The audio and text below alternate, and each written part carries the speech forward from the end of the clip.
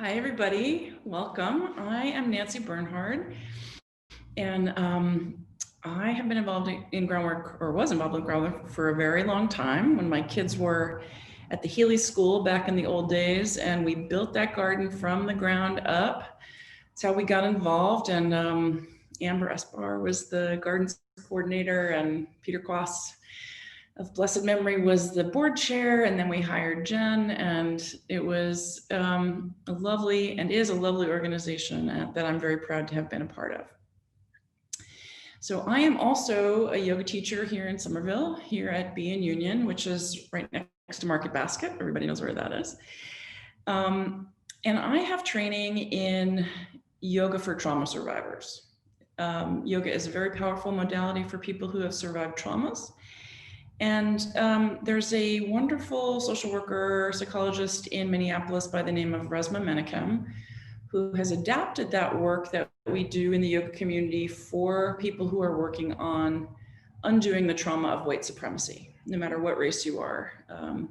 There's a lot of good work to be done in this way. And Resmaa has this beautiful book called My Grandmother's Hands, Racialized Trauma and the Mending of Our Bodies and Hearts. And it just sort of flowed seamlessly into everything that I have studied before. So today's workshop, called The Soul Nerve, is skill-based and individualized. It's about working with sensations in your body. I'm going to do about a 25-minute PowerPoint presentation to talk about the neurobiology of fear, an introduction to where we are now in trauma studies in the world, and the role of the vagus nerve, which is what Resmaa calls the soul nerve. And then we'll do a short physical practice on the floor. And if you can't get on the floor, then there are some options for how to do it without that. So without further ado, I am going to share this PowerPoint. Okay, so the soul nerve, healing white supremacy in your body.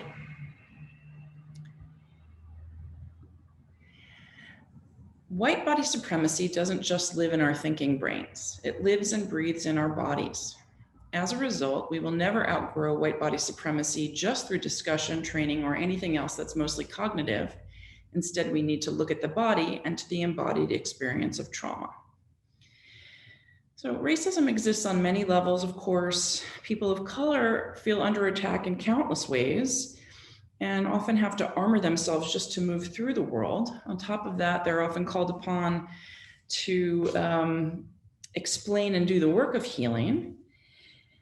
White people, we can be deep believers in BLM and other forms of racial justice and march and weep for the destruction of Black bodies and still hold fear of Blackness in our own bodies. We can also be really afraid to talk about race for fear of causing further injury or shaming ourselves. We are, all of us in this culture of white supremacy, conditioned to conflict and violence in seen and unseen ways, in cognitive and physical ways. We live in the war on terror era, national hypervigilance, right? In the Trump era, we have been subject to ICE raids, hate crimes, gun violence, and police terror. And all of that can make us really, really angry. Right? And activism sometimes, to fight back against all of this, requires anger. But healing requires something else. Healing cannot happen in a state of anger or in a state of fear. It requires deep calm and centeredness, and that is a physical practice. That's something that really needs to happen in your body. We can bring awareness to the patterns of fear and anger in our bodies. We can make choices, take actions, ask questions based in something other than fear and anger, based in love, empathy, generosity. And of course, this is for many people a profound spiritual practice that shares many, even if you never feel that turning inward, that turning toward a reflective mode is something that everybody can use.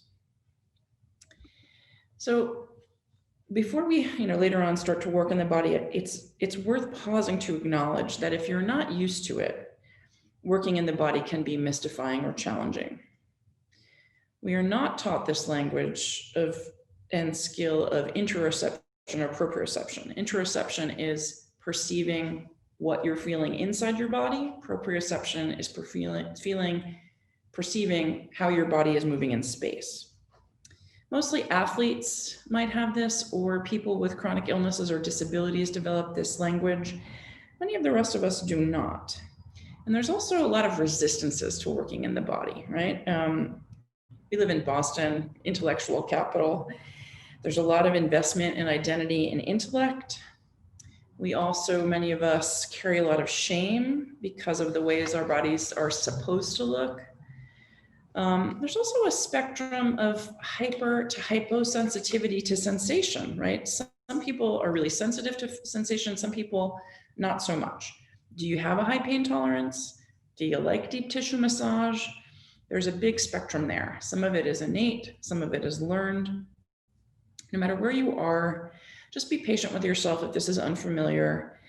And if you ask yourself, how does it feel? And the answer is, I don't know, that's okay. That's a good answer. So here's some advice Resmaa gives to keep yourself anchored in your body for this work. Soothe yourself to quiet your mind, calm your heart, and settle your body. Sometimes that's easier said than done. We're going to work on some skills to do that. Notice the sensations, vibrations, and emotion in your body instead of reacting to them. So that's counterintuitive for a lot of us. Instead of fighting the thing that feels uncomfortable, get curious about it, turn toward it rather than away from it. Accept the discomfort, notice when it changes instead of trying to flee from it. Stay present as you move through the experience with all its ambiguity and uncertainty, and respond from the best parts of yourself. And finally, if you still feel a little charged up at the end, go for a walk, ask somebody for a hug, roll around on the floor, maintain and pay attention to that extra charge if you have some in your body. Okay, so our most basic biology is organized around survival and fear. This slide is here before we talk about trauma to emphasize this, that it's how we're built.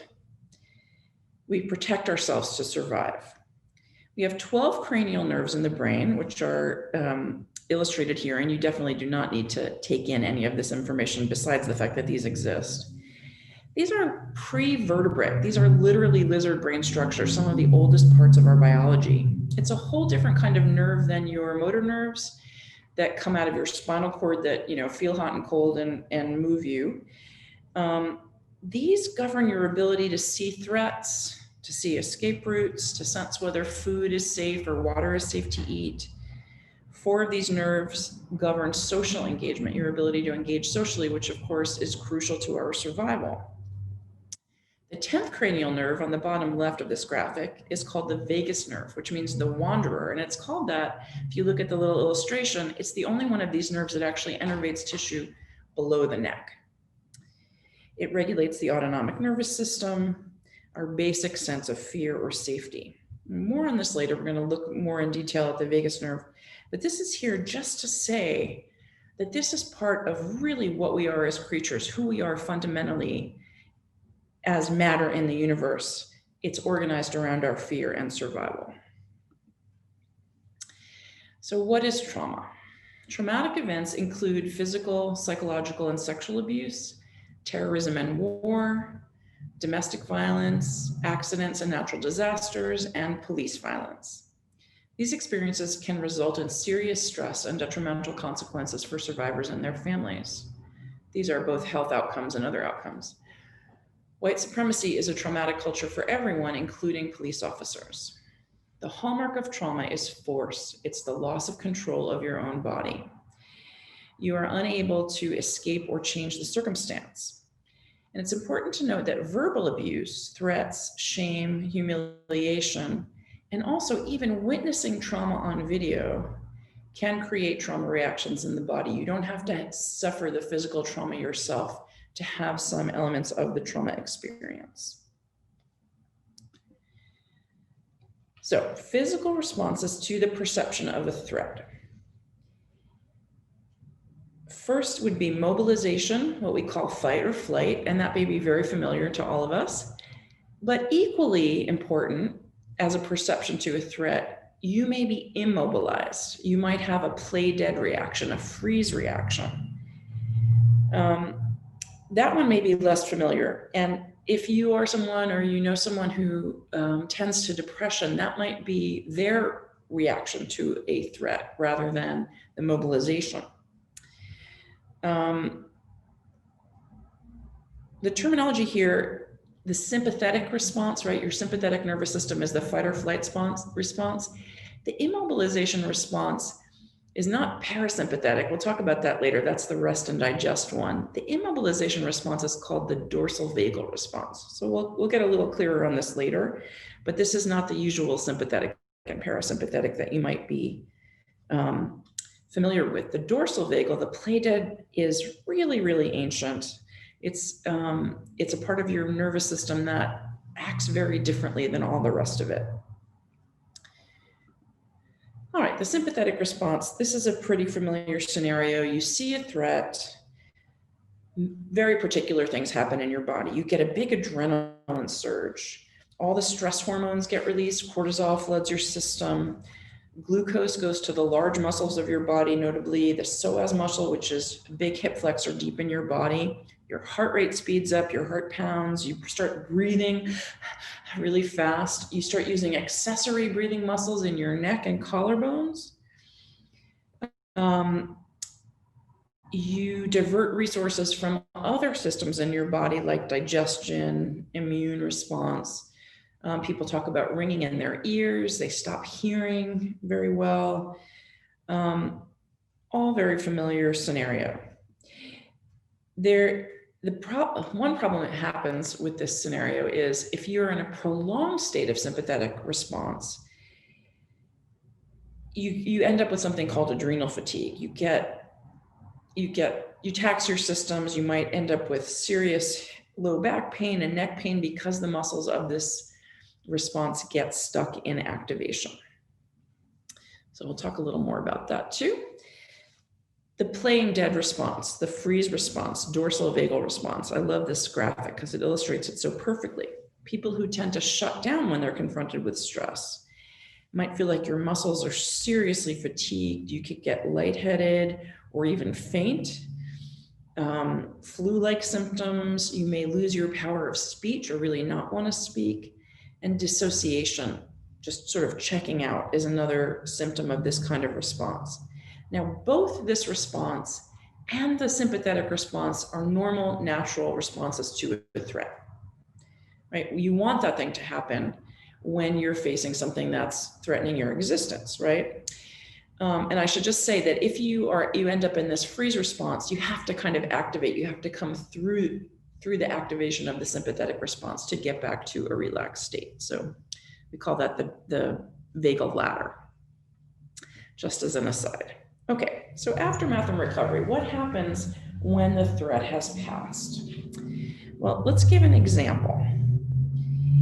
Well, first thing is, your physiological shifts start to abate. Your adrenaline metabolizes, your heart rate will decrease, your exhales will increase instead of all your inhales, and you get flooded with opiates in your brain. And having given birth twice, I can tell you that you get some pretty good opiates after going through something physically intense like that. You may shake, right? Animals tend to shake, or do the zoomy thing, running around like crazy after they are challenged in this way. So here's an example. Say your trauma is an encounter with a lion, right? You come through it okay. And then 6 months later, you see a cat and your body gets a little juiced, right? You get a little intense, a little bit of a reliving of that sympathetic response. That's normal, right? That's post-traumatic stress. Your body has learned from what happened to it that this is a dangerous situation. Now, if after your encounter with a lion, every time you see a kitten, you go into a full-blown sympathetic response and get really frightened and have a hard time coping, that's post-traumatic stress disorder. PTSD, as it's known, is actually many different kinds of disorders, but the three typical things that are associated with this are called hyperarousal, right? Constantly being on guard and really fearful. intrusive thoughts, right? You're flashing back to that original experience in times and places that really are not useful to you. One little aside that I love, a flashback is a term of cinema. It's about film, right? It comes from film, but post-traumatic stress predates film. So back in the day, like say you were a Civil War veteran, if you were troubled by post-traumatic stress, instead of talking about flashbacks, which wouldn't have been available to you, you would have called it a ghost, being visited by a ghost. And then the third typical symptom of post-traumatic stress disorder is numbing behaviors. You're going to drink or do drugs or other addictive behaviors to try to numb that, that fear that's coming back to you. All right. Moral injury and the power of stories. So how do we understand and integrate the pain and the experience of a trauma? First important question to ask is there a redemptive story that justifies your sacrifice? The classic example of this would be the difference between veterans of World War II and veterans of Vietnam. World War II is generally reckoned to be a just war. So any sacrifices that soldiers were called upon to make in that war can be folded into the story of the triumph of democracy and the defeat of fascism, which was a worthwhile thing. The sacrifice was worthwhile because it served this greater good. Vietnam, unfortunately, is not generally seen as a just war. So those sacrifices were not seen as justified. They're much harder to integrate and move on from. Native Americans, in many Native American cultures, there were rituals for warriors coming back from war that helped them to reintegrate and come back into the broader society. Trauma can cause something called moral injury. And moral injury, it's not the same as PTSD. It's guilt and shame from being part of a moral transgression that resulted in a trauma. And it can also complicate a trauma reaction. I would say moral injury is definitely part of the way that we all carry white supremacy. We swim in this culture of betrayal, of trauma, and moral injury. So one way forward, both from PTSD and from moral injury, is to ask, how do you understand the story of Black lives that's now being told? What is your specific story around race or your part in the story of Black lives? What are your fears? Do you fear moral injury? Do you feel moral injury? And how do you understand the story that's moving forward in a very different way than it has before in this moment? So stories can be extremely healing. All right, so now what happens in the body when we don't feel fear, when we do not feel threatened? This is called the parasympathetic or ventral vagal response. This is a rest and digest nervous system. This is, you can be activated or deactivated, but without fear, right? You could be working out like you're jazzed up, but still relaxed without fear, or you could be chilling out on the couch, not in depression, just relaxed. In your body, in this state, you can get really good sleep. Your breathing is easy. Your oxygen absorbs well. Your well-being, you feel well-being, and you can be socially engaged, right? If you're in a state of fear, obviously you can't be productively engaged socially. So the ventral vagal state is the state of social engagement. Having seen and suffered a trauma can lead to a sort of wisdom and authority. Think about a veteran who turns against war, right? There's a post-traumatic wisdom, not just post-traumatic stress.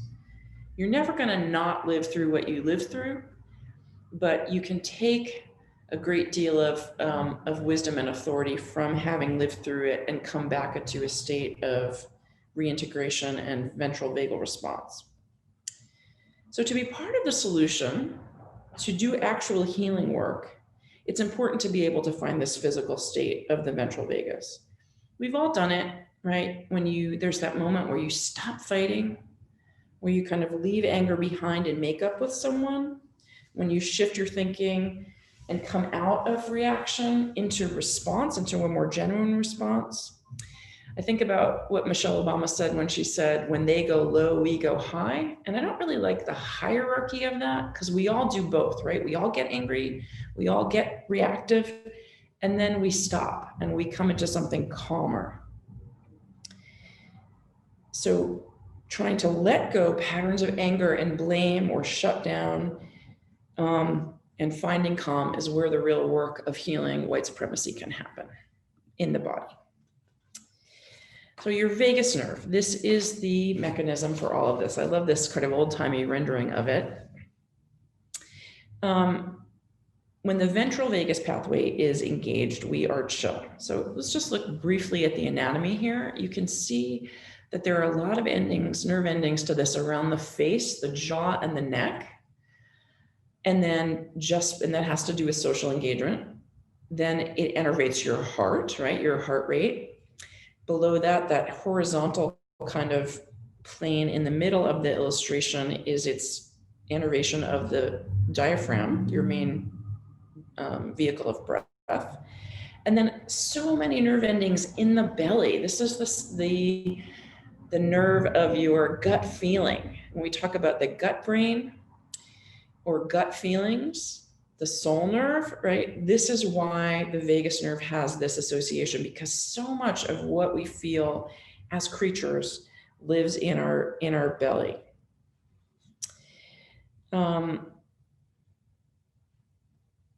And I should say also, this is an efferent nerve, which means most of the action in the nerve goes from the body to the brain. About 80% of the action in this nerve goes that way. A lot of other nerves work more 50-50 or more in the other direction, where it goes from the brain to the body. This one goes from the body to the brain. Okay. So breath is very important to turning on and off your vagus nerve. And I just wanted to throw this in because we're going to work with this when we get to the floor. There are 3 zones of respiration. You don't actually have lungs in your abdomen in the blue section here, but when your diaphragm, which nests in your lowest ribs, moves down, it presses your belly organs out of the way and your belly expands. On exhale, it comes back up into your chest and the belly contracts. So when you're in that ventral vagus state, when you're in freeze mode, the parts of your vagus that are in your belly are completely cut off. Your belly is completely dissociated from the rest of your body. Contrast the clavicular, the up in the neck, those muscles of respiration only get used when you're in your sympathetic and that fight or flight state. The calm breath is in both the abdomen and the thoracic and the rib cage, chest together, abdominal thoracic breath. And we'll talk about that in a little bit. So this is your psoas muscle. It's the only muscle that connects your upper body and your lower body. It's very large and it's very deep to your body. It's a hip flexor. It helps lift your legs up when you're climbing stairs or walking or cycling or just getting up off the couch. This muscle is very powerful. If you're in a sympathetic response, it's very activated. It's very deactivated in a dorsal vagal response. And many of us, because we tend to be activated all the time, have chronic holding in this muscle. It creates a lot of low back pain.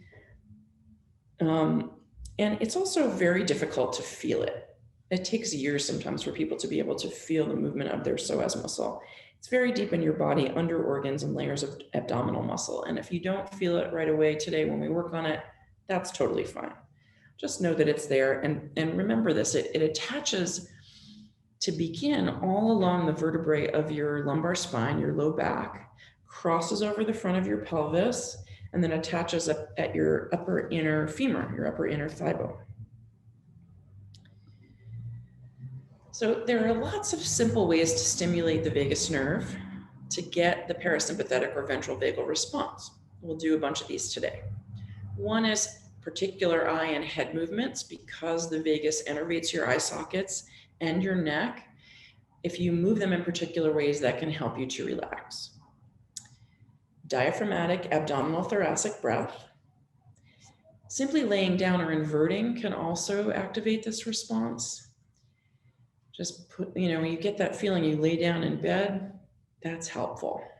Rocking, you've all seen somebody, maybe you do this yourself. If you get stressed, you kind of rock back and forth. It's very calming. Massaging the areas of the body innervated by the vagus nerve to release the tissues where the nerve actually runs from tightness can help. And finally, singing, chanting, humming, playing a wind instrument are all great. We all know music can make us relaxed and happy, but also the innervation of the throat and the face can help us achieve this state by doing all these beautiful things. So as we start to move toward the floor, just remember that transitions can be abrupt and they can be gradual. Be steady, be curious about any discomfort or embarrassment that you have. Try to stay relaxed, don't brace your muscles or hold your breath. And if you're resisting, just notice resistance is a form of protection. It could be protecting you from some old pain, and it might interest you to know that the resistance that you feel may be far more intense than the pain you're trying to protect yourself from. I like to use the analogy from Harry Potter, for the Harry Potter nerds in the house. In the first book, the kids get themselves into a bind in something called devil's snare. It's a weed. The more you fight the devil's snare, the harder it grips you. But if you can relax, you'll just fall right through it. And for many people who are looking to unravel old traumas in the body, that's a very familiar scenario, right? You can fight, but when you let go of the fight, it's actually pretty easy to let go. Not easy, but there's less drama involved in working with the thing itself than the resistance to the thing itself. Alrighty, we're going to come into constructive rest position. Here's two variations of this. You can lay flat on the back with your knees bent, or you can also put your lower legs up on something, up on a couch, a coffee table, some pillows. Your hands can be on your belly or beside you. And if getting up and down from the floor is not really in the cards, or you don't want to make this transition, you can also work seated. But I'd ask just that you sit up really nice and straight, not slouched over yourself on the couch, but maybe sitting on a hard chair so that your diaphragm is not impeded at all. You have access to your full ability to breathe. All right, so I'm going to reposition. And while you make yourself comfortable on the floor, me too.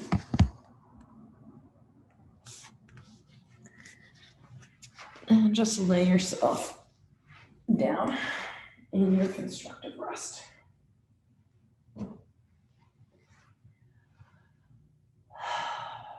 Take a few breaths. Maybe close your eyes.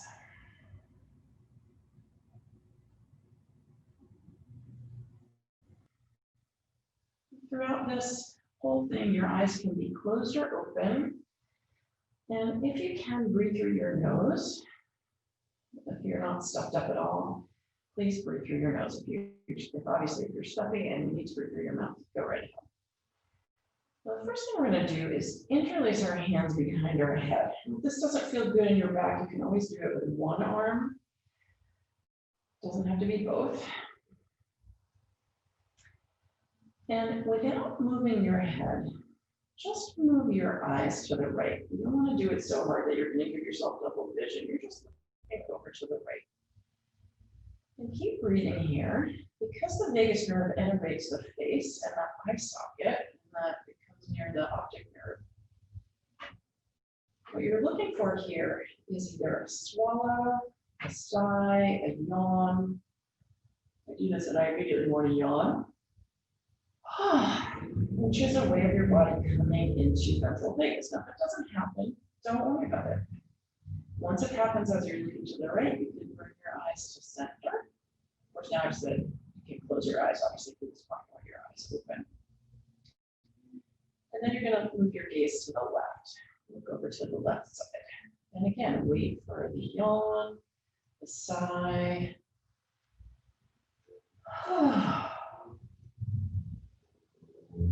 Some kind of something where you just kind of settle in. Maybe it feels like what happens when you get into bed at night. If it doesn't happen, sometimes it takes as much as 45 seconds or a minute, especially if you're new to this. When I first started doing it, I could get it to happen. And then after I tried for a while, now it happens really quickly. All right, bring your eyes back to center. You can bring your arms back down beside you or hands to your belly. Oh, I totally forgot to close out. Shoot, totally forgot to close out the share. All right, hi y'all. Now we're back. Okay, so arms on the ground. Let's start to bring our attention to the breath. So the main muscle of breath is, of course, your diaphragm, which attaches to your several lowest ribs all the way around. It also attaches to your spine. Your spine goes right through it. There's two hemispheres to your diaphragm. The right-hand side is a little bit bigger. And it's innervated by the vagus nerve. So as you inhale, it's like parachute shaped or umbrella shaped when it's resting in your ribs. So when you inhale, it drops down a little bit, pushes your abdominal organs a little bit down and out of the way. And then you inhale and it nests back, exhale rather, and it nests back up into your rib cage.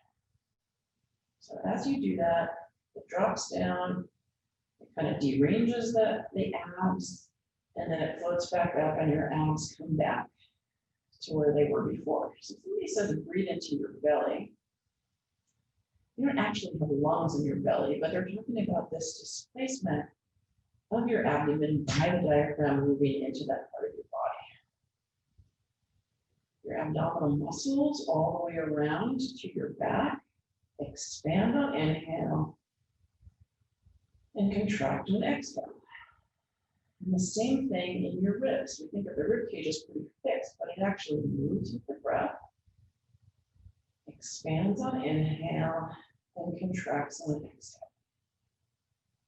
There are little intercostal muscles in between your ribs that do a lot of the work of breathing in your thoracic breath. And then there's all the muscles on top of your rib cage, your pecs in the front, your trapezius in the back, your lats. They all also move with your breath. And not on purpose, right? This happens whether we're paying attention to it or not. So abdominal thoracic breath, you can do this as a wave. Breathe into your belly and then into your chest. Release your belly, release your chest. And this is ventral vagus breathing. This is the breathing of relaxation. No holding in your abs and no activation up in your clavicles, in your upper chest and neck. So the location of breath is the first thing you can use as a tool to bring yourself into safety. Second thing is, what parts of the breath are you emphasizing in time? So inhales, we know, or they speed us up, right? It's activating your heart rate, actually speeds up a little bit on your inhale and slows down a little bit on your exhale. Exhales are more relaxing. So you might be able to feel that little bit of heart rate variability in the stillness here on the floor. So let's start to bring a pattern of breath here. So if we're going to inhale, so let all your breath out, and let's inhale to the count of 4. 1, 2, 3, 4, and exhale to the count of 4. Nice and slow. If that feels too long for you, if you're not ready for something that long, inhale to the count of 2, exhale to the count of 2. And then we can add pauses after the part of the breath that we're trying to emphasize. So since we're trying to emphasize relaxation now, let's inhale for 4, and exhale for 4, and then pause. Inhale, exhale,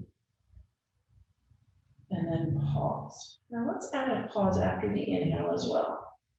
Inhale, and pause, exhale, and pause. You're never looking to try to hold your breath. This is not an exercise in breath holding. Whenever you're ready for the next part of the breath, take it. And if you're really relaxed and want to emphasize a big relaxation, you'll come into like a 4-4-8-4 pattern and really elongate the exhale. We'll just try it once or twice. Inhale, and pause. Slow your exhale down quite a bit. Again, not really trying to hold your breath, not trying to deprive yourself of anything here. And then pause. Inhale. Pause. Slightly longer exhale. And pause. Let's do one more of those and we'll talk you through it.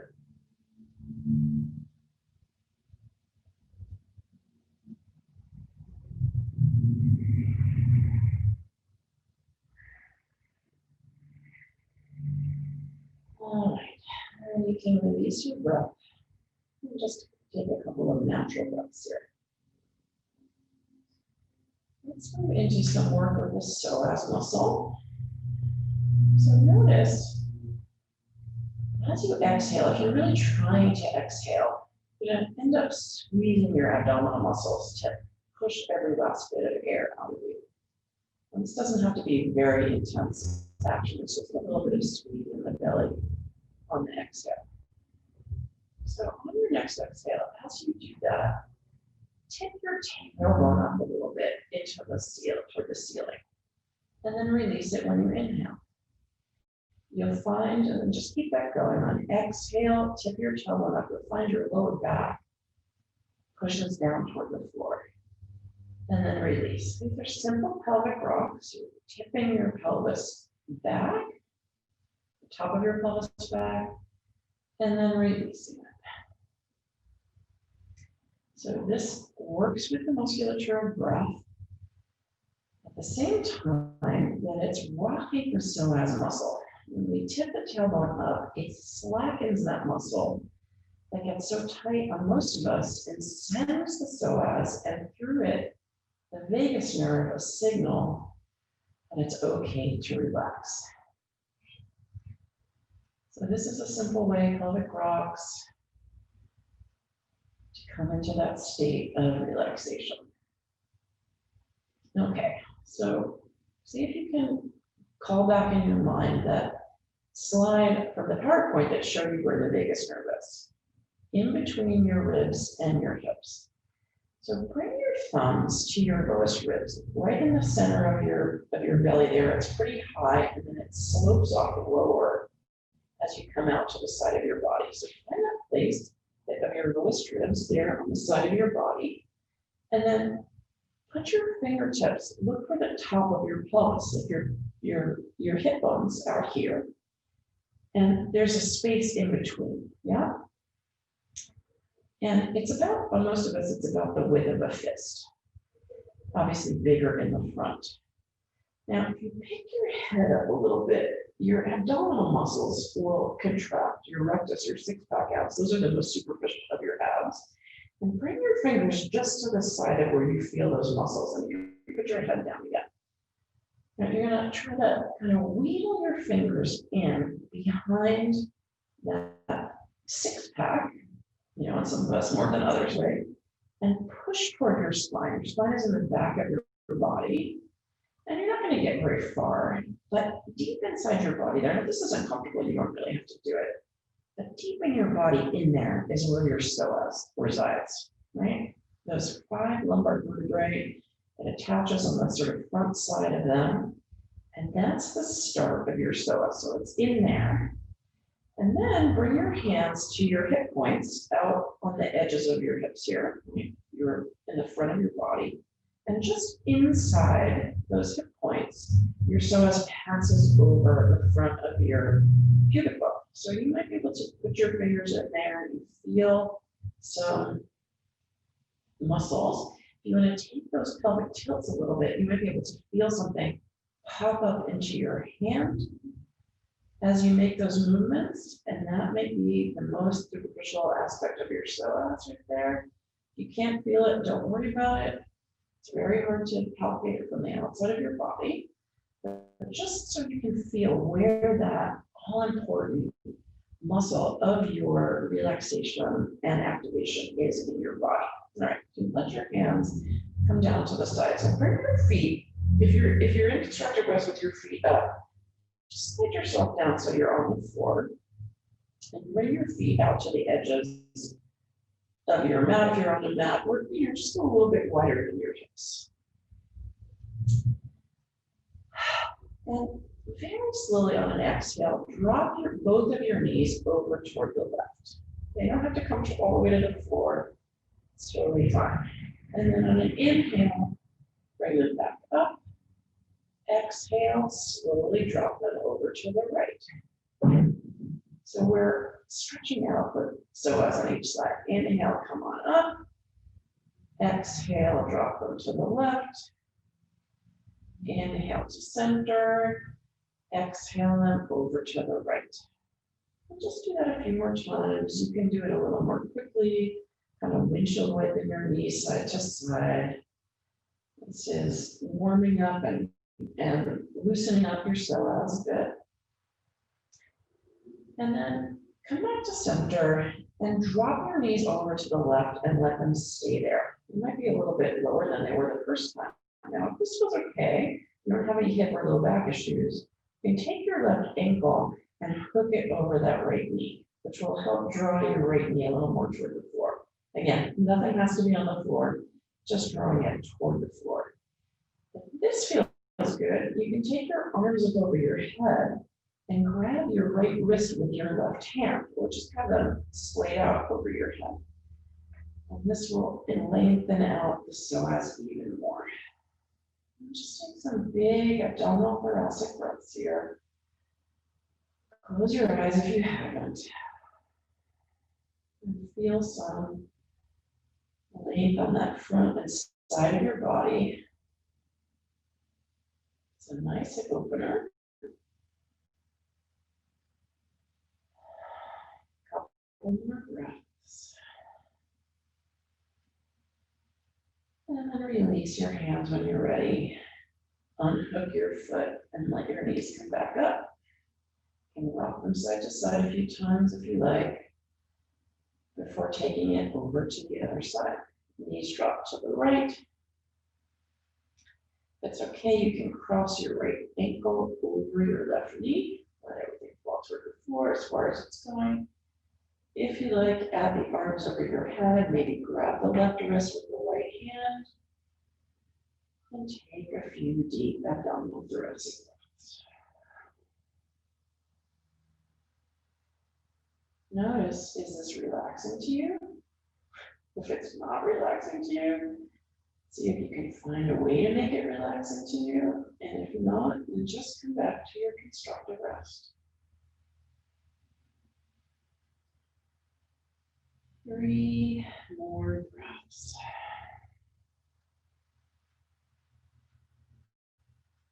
2 and 1. Release your hands, unhook your foot. Knees come back up and just drop them side to side a couple more times. Come bring them back to center.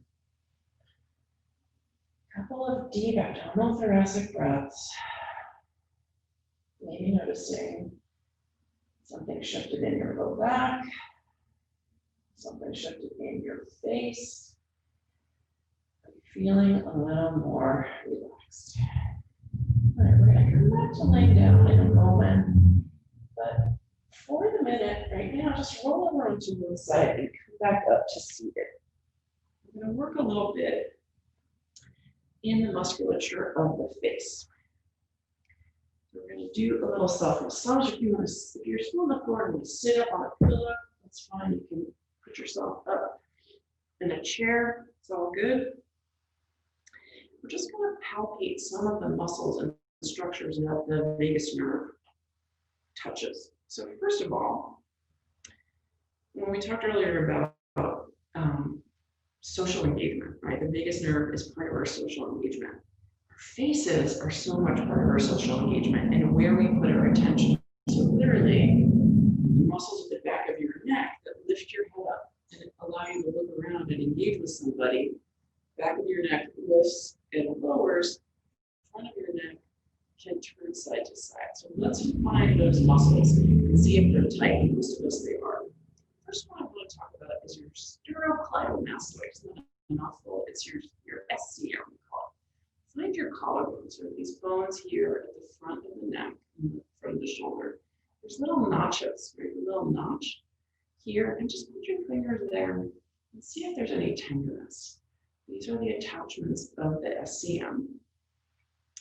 There's one on each collarbone for each side of your neck, and then they also come down onto your sternum, which is your breastbone, so you come a little bit underneath those notches and touch onto your breastbone.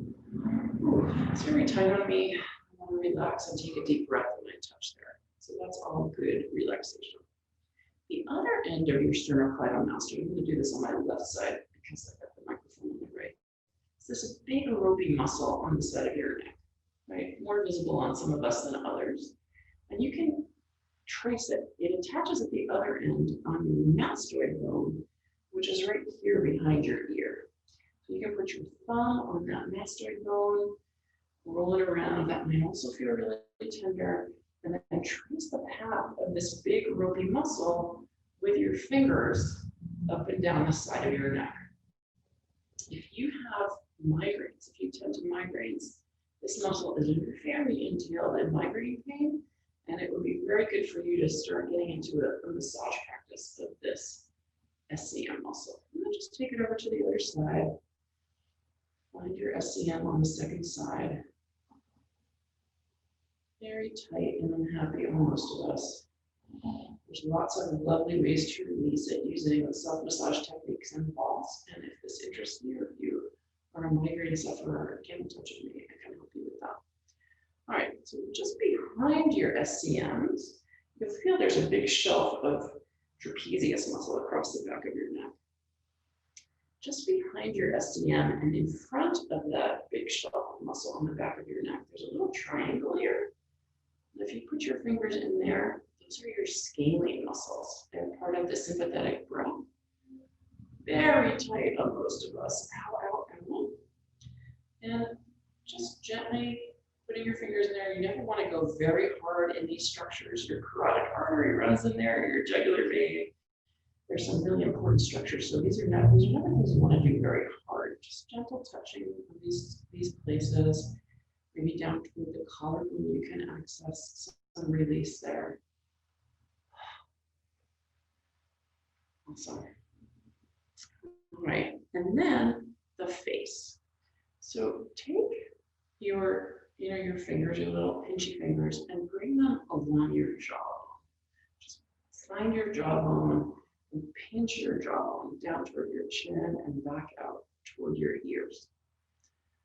And now find your cheekbones and pinch those down toward your nose, and toward your nose, and out toward your temples. And then you can put your fingers in your temples and kind of give it a little rub. Everybody knows that's a place we hold tension and headaches, you know.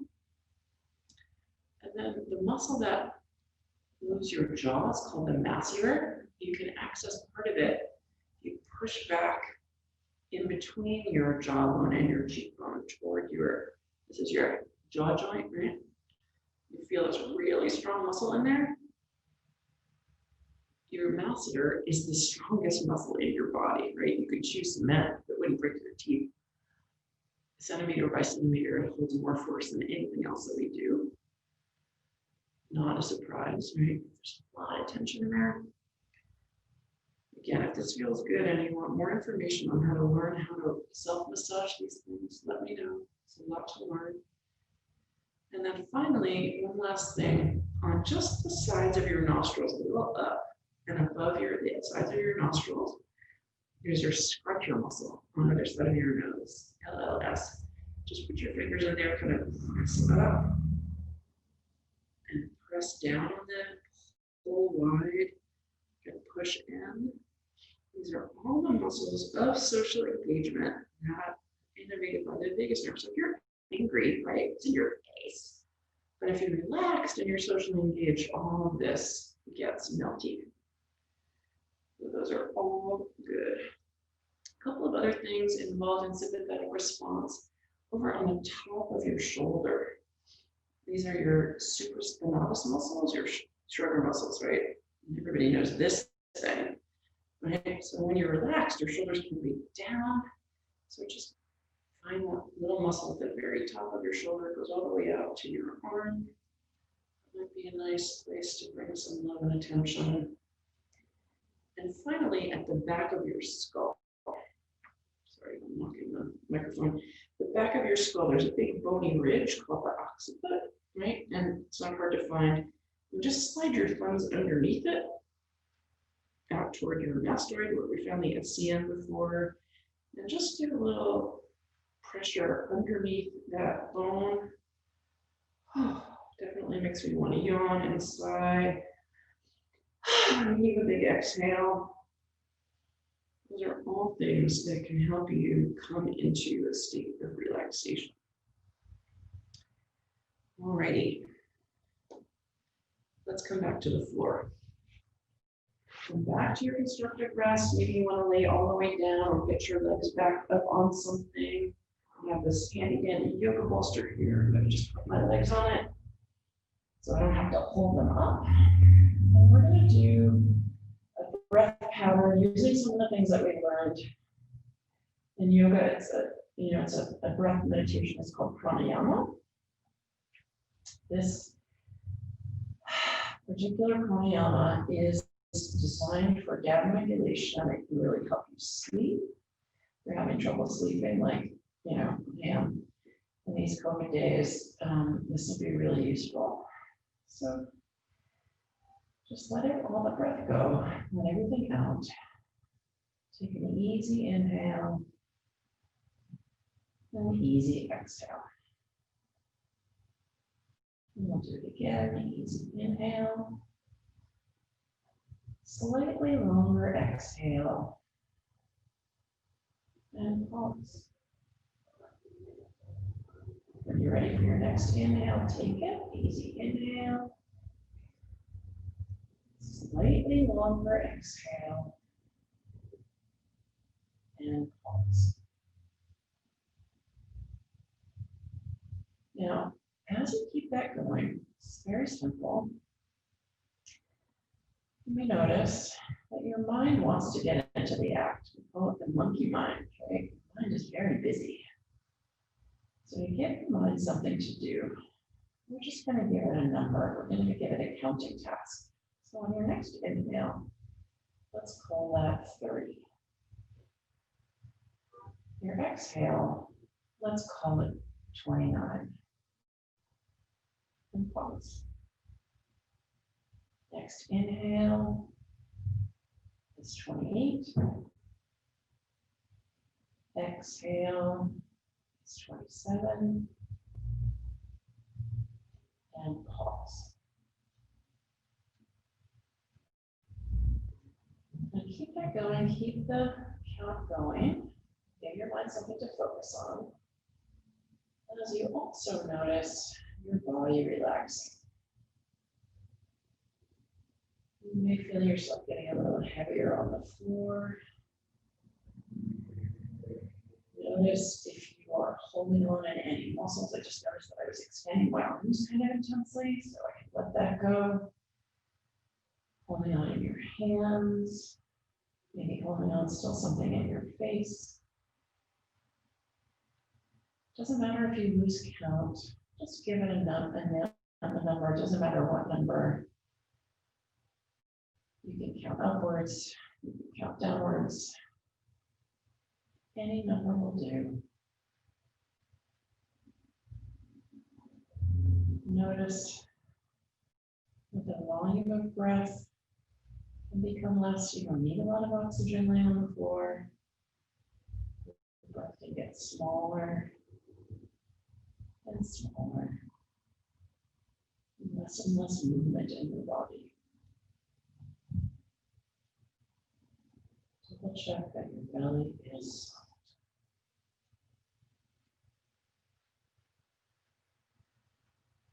And just keep this going. Maybe another 6 or 8 breaths. I'm going to stop talking. You can just breathe.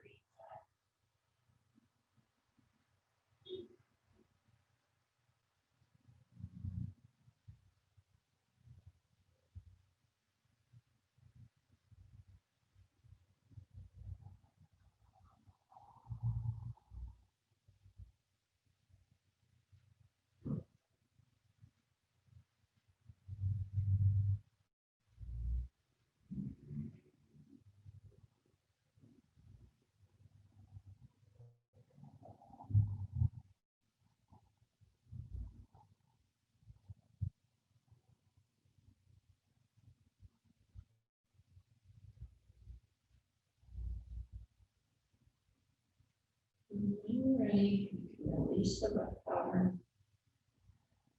Just take some regular breaths.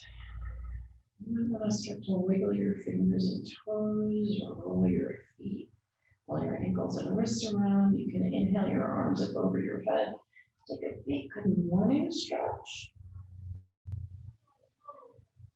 Just slowly roll over to one side and curl up. You can use your bicep as a pillow. And when you're ready, just gently push yourself up to seated. So that is our relaxation practice. The soul nerve. Learning to work your vagus nerve so you can bring yourself into a state of anatomical safety, which is the place where healing begins. Thank you so much for your attention, for your interest in this topic.